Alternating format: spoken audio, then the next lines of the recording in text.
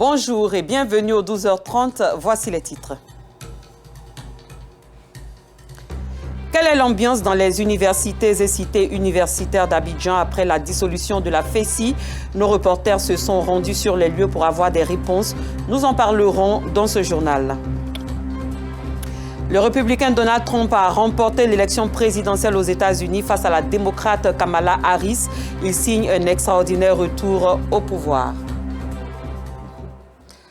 Les cours se poursuivent dans le calme à l'université Nangui-Abrogwa et à l'université Félix Houphouët-Boigny en dépit de la dissolution de la Fédération estudiantine et scolaire de Côte d'Ivoire FESI.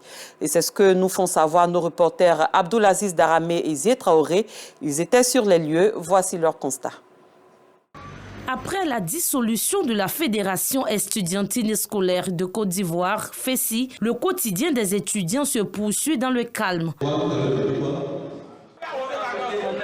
La suppression de la FESI n'est pas acceptée de tous. Cet étudiant en Master 2 inscrit à l'université Félix Houphouët-Boigny ne soutient pas cette décision. Le bilan qu'on fait actuellement, c'est déjà un sentiment, on se sent, on va dire, seul, parce qu'à la base, la FESI, c'est un syndicat qui avait pour vocation de militer pour nos intérêts. Pour cet étudiant, au-delà des reproches qu'on pourrait faire, la FESI luttait pour les droits des étudiants. La seule chose que je peux dire, c'est qu'on souhaite tous que la FESI, à la base, soit bien évidemment réintégrée, parce qu'on sait que même si on a souvent des petites altercations avec eux, mais à la base, ils luttent pour nos intérêts. Donc... Un autre étudiant, cette fois à l'université Nangui-Abrogwa, salue pour sa part l'initiative des autorités. Pour ma part, c'est vraiment un calme total au niveau de l'espace universitaire. Leur présence empiétait beaucoup sur les cours. C'était en un point fini les grèves et l'interruption des cours.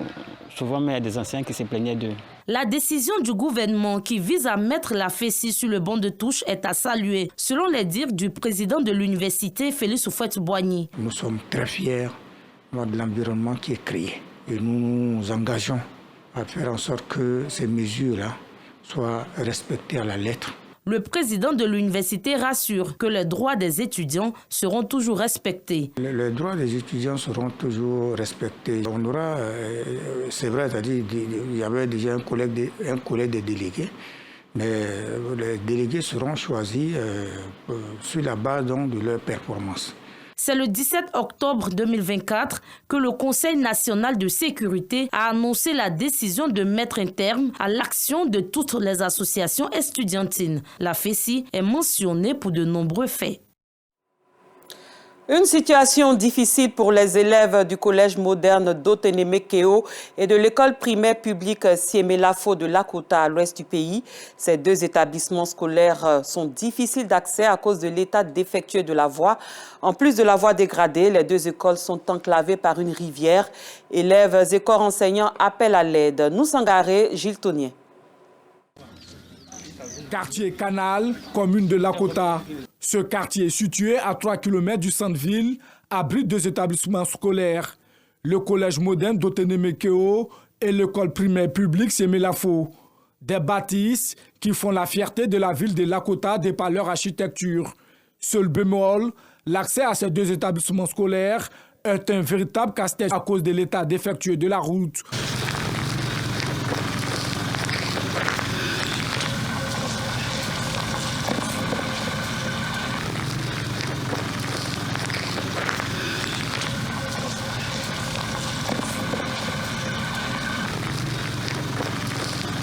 Outre ces routes distordues, ces deux établissements sont enclavés par une rivière. À la moindre pluie, c'est la désillusion chez les élèves. En témoigne cette vidéo amateur.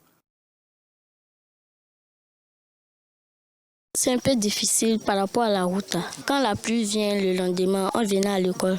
Les motos doivent s'arrêter avant que les enfants n'aient qu'à passer, avant que les motos doivent passer. Pour faciliter la traversée des élèves, un pont de fortune a été érigé. Malheureusement, les récentes pluies ont affaissé les 10 ponts. C'est donc la débrouille pour les élèves. Si nous avions quoi à 7h30, que nous devions nous réveiller à 6h. À 6h, nous venions. L'eau a rempli tout le coin. Toi, nous cherchons une solution pour passer. Soit nous allons vers nos kakis. C'est comme des kilotes en bas, on enlève nos kakis. On traverse l'eau là. On finit à arriver devant. on reporte nos kakis, on se fout et on se va à l'école. D'ici quand on arrive, on fait tout ça. L'aile a déjà passé, donc parfois on peut rater les coups. De jour en jour, l'inquiétude gagne du terrain chez ces élèves. Quand on soit à la maison pour revenir à l'école, c'est difficile. Route est trop gâté. Le pont aussi, c'est gâté. Souvent, nous, on appelle et puis il n'y a personne pour nous accompagner à l'école. Une situation déplorée par le corps enseignant qui appelle à l'aide. Les élèves viennent de loin, ils sont situés à quelques kilomètres d'ici.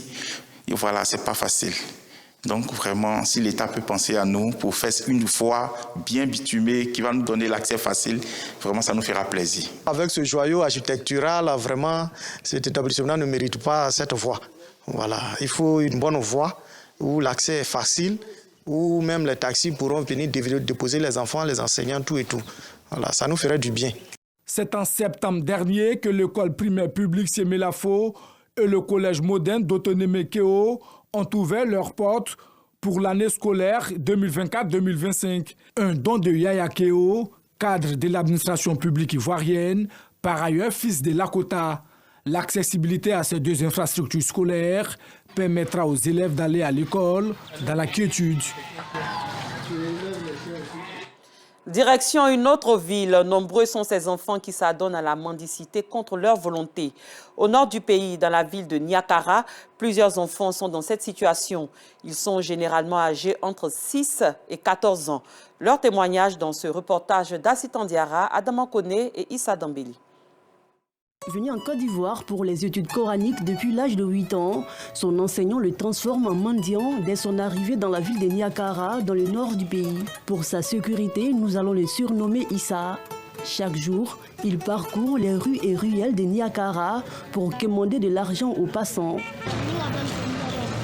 Ce que je gagne, j'envoie à mon maître.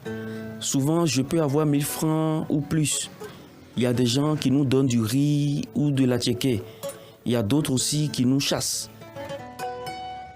Malheureusement, Issa n'est pas le seul enfant qui se retrouve dans cette situation pénible. Ils sont plus d'une centaine d'enfants exploités par leurs maîtres. Du matin au soir, sous le soleil et la pluie, ces enfants n'ont d'autre choix que d'accoster des véhicules et des usagers de la route pour avoir de quoi satisfaire leurs dieux sur terre. La plupart d'entre eux viennent du Mali et du Burkina Faso.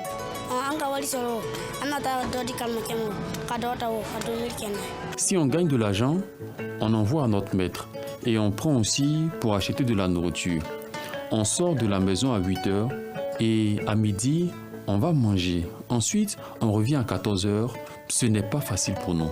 On les retrouve généralement dans des marchés, maquis, restaurants et stations-service.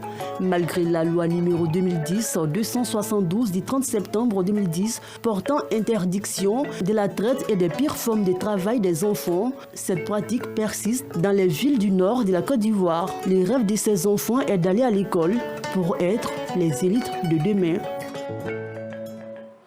Beaucoup de courage et bonne chance à ces enfants. Prions qu'ils trouvent une solution à leur situation. En raison de l'état de dégradation très avancé du grand marché d'Aboville, les commerçants vivent dans un décor insalubre, un véritable calvaire pour eux. Ils sont même exposés à des dangers. Et pendant ce temps, la mairie continue de collecter des taxes dans ce dit marché. Une situation qui amène à adresser des cartons rouges. La rubrique de ce jour est une proposition de Noussangaré et Gilles Tonnier. Agboville, chef-lieu des régions de l'Anyabitiassa. Le grand marché de cette ville est en ruine et dans un état de délabrement très avancé. Un marché méconnaissable, ce, depuis des années.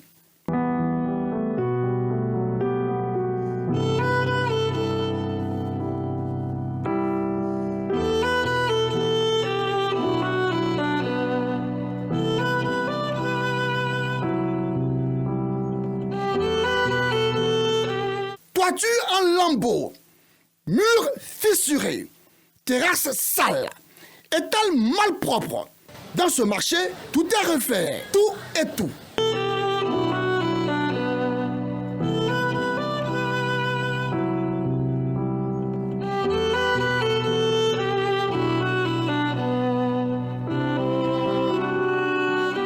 C'est dans ce décor sale, ce décor triste, ce décor insalubre et mélancolique que les commerçants exercent leur activité. Ici dans le marché, là, ça me fait 15 ans. L'état est vraiment grave parce que le marché est gâté. Quand il pleut là, on n'arrive pas à vendre. On a parlé, jusqu'à on est fatigué. Ils disent qu'ils vont arranger, bon, on ne comprend pas. Voilà, si on n'a pas d'autre coin là, on est obligé de travailler. Tout ce qui vient, ils vont arranger le marché, bon. Toujours ça continue. Ça nous fatigue. On ne sait pas où on part, ça nous fatigue. On est tout dedans quand même. Quand il pleut, on ramasse notre truc pour aller déposer. Après la pluie, on revient et puis on... Le coin là, ça parce que si la pluie là vient là, l'eau là, tout étage là, ça prend l'eau. Tu sais même pas où tu as passé. Au moins, chaque fois on manger, on sera forcé, on va rester. Conscient du danger auquel ils s'exposent, au danger qui les guette, ces vendeurs et vendeuses s'en remettent au bon Dieu. Tout est gâté. Tu vois même quand tu le mets, ça tremble. Nous-mêmes, on l'a fait. On ne sait pas un jour qu'on va tomber bourreau. Nous-mêmes, on doit quitter ici. Voilà, c'est pas normal. Si la pluie est vers là, les vents, en haut là, les autres toits là qui sont tombés. Même si tu penses là, quand tu vois ça, ça fait beau comme ça là, tu vas faire comme ça. Nous venons marcher ici avec la pauvre. Et toutefois que nous avons alerté les autorités, nous n'avons même pas eu de suite. C'est comme ça depuis les années. On s'en remet à Dieu. Chers commerçants, vous-même vous voyez le danger qui plane sur votre tête. Le danger si près de vous. Un danger qui, s'il se produit, fera d'énormes dégâts. Et vous parlez de Dieu. Avez-vous pensé à vos enfants, à votre famille? Allez-y, quittez les lieux pendant qu'il est encore temps. Ce qui est écœurant, malheureux et touchant, les autorités municipales, elles, continuent de mettre des billets dans ce marché. Oui, vous avez bien entendu. Les agents de la mairie d'Agboville, malgré l'état de dégradation très avancé du marché, malgré le caractère insalubre du marché, continuent de venir encaisser vendeurs et vendeuses. Chaque jour, on paye des tickets à la mairie. Une mairie qui ne se soucie même pas du bien-être. Pourtant, ce que nous vendons, c'est pour nourrir la population. Si les aliments qui sortent de nos marchés ne sont pas de meilleures conditions d'hygiène, ce sont les populations qui vont souffrir. Vraiment que la mairie pense à nous. Dans ce marché, c'est cet homme qui est chargé de la collecte des taxes. D'ailleurs, il le fait si bien. Il le fait sans gêne. Il le fait sans remords. Il le fait sans être embarrassé. En tout cas, sa mission, il l'accomplit avec amour. C'est à moi vous demander. Vraiment, le maire là-bas, donc les autorités sont là, vous pouvez les voir et puis leur poser la question. C'est pas moi qui décide à leur place. Voilà, moi je fais ce qu'on m'a confié de faire. Mais messieurs, la beauté de ce marché, qu'en dites-vous? Ça ne vous interpelle pas que c'est triste et dommage? Agboville, capitale de la région de l'Anyébi-Tiassa, Agboville, qui aujourd'hui fait la fierté des populations de cette localité, ne mérite pas un tel marché. Non, pas du tout. Un marché dégradé, avec de l'eau stagnante dans toutes les allées. Pardon, avec de l'eau sale et malpropre dans toutes les allées. Un marché noyé, agonisant, qui se cherche, qui crie à l'aide. En attendant l'aide, vu le tableau sombre que présente ce marché, vu le manque d'hygiène dans ce marché, vu son état d'insalubrité très avancé, un carton rouge, amer, révoltant, sans pitié, est attribué aux autorités municipales qui ne daignent bouger le petit doigt pour mettre ce marché à niveau et qui en plus continuent de prélever des taxes aux commerçants. Carton rouge également à tous ces commerçants qui, bien que conscients du danger qu'ils encourent, poursuivent leurs différentes activités, celle de vendre dans ce marché, dans ce tombeau à ciel ouvert, qui pourrait à tout instant endeuiller des familles. Vivement un réveil rapide des autorités pour éviter que le pire ne se produise. Vivement que les autorités de cette localité prennent le taureau par les cornes en vue de la réhabilitation systématique du marché d'Agboville pour le bonheur des populations. Espérons donc que la mairie d'Agboville fasse ce qu'elle a à faire. À l'étranger, le républicain Donald Trump a remporté l'élection présidentielle aux États-Unis face à la démocrate Kamala Harris. C'est ce qu'ont annoncé les médias américains. Il signe un extraordinaire retour au pouvoir. Donald Trump a atteint 276 grands électeurs ce mercredi 6 novembre et c'est la deuxième fois qu'il accède à la Maison-Blanche. L'élection de Donald Trump étant entérinée, l'Europe se prépare déjà à une nouvelle ère des relations avec son puissant allié américain, car le nouveau président des États-Unis pourrait bien changer la donne, notamment sur les questions de la guerre en Ukraine ou des relations diplomatiques et économiques avec l'Union européenne. Cette édition est terminée. Merci de votre attention. Très bon début d'après-midi sur RTI2.